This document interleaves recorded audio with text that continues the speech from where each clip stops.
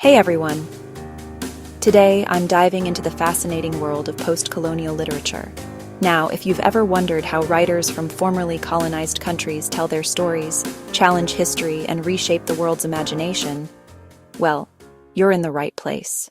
First up, what is post-colonial literature exactly?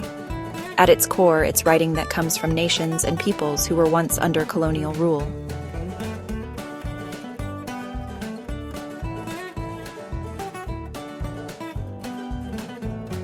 These stories tackle big themes like identity, power, oppression, and freedom. But it's not just about the past.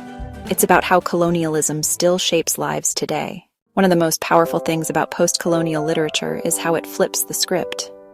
For centuries, colonizers got to tell the stories, usually painting themselves as heroes and everyone else as the other.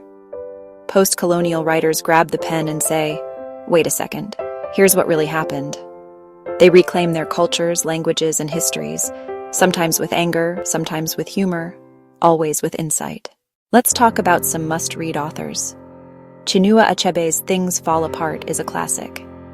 It shows what happens when British colonialism collides with Igbo life in Nigeria.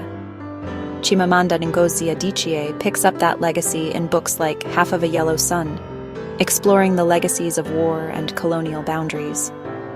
In India, Salman Rushdie's Midnight's Children weaves magical realism with the story of a nation gaining independence.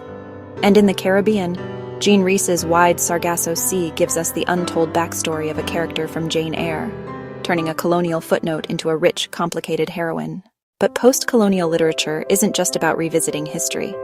It asks big questions about who gets to belong, whose voices matter, and how we heal from the wounds of the past.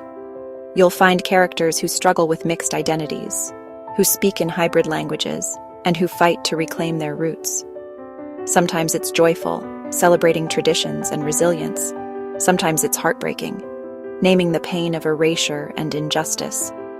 And here's something cool. Post-colonial literature is always evolving. New voices keep joining the conversation, writing about migration, climate change, technology, and more. The common thread? A drive to challenge stereotypes, spark empathy, and demand justice. If you're new to this genre, start with a single story. Let it pull you in. Notice the details, the rhythm of unfamiliar words, the humor tucked into serious moments, the questions that linger after the final page. Post-colonial literature isn't just something to study. It's something to feel, to question, and sometimes to argue with. So, next time you're looking for a book that'll stretch your mind and your heart, give post-colonial literature a try. You might just see the world and yourself a little differently. Thanks for watching. If you enjoyed this, don't forget to like and subscribe for more literary deep dives. See you next time.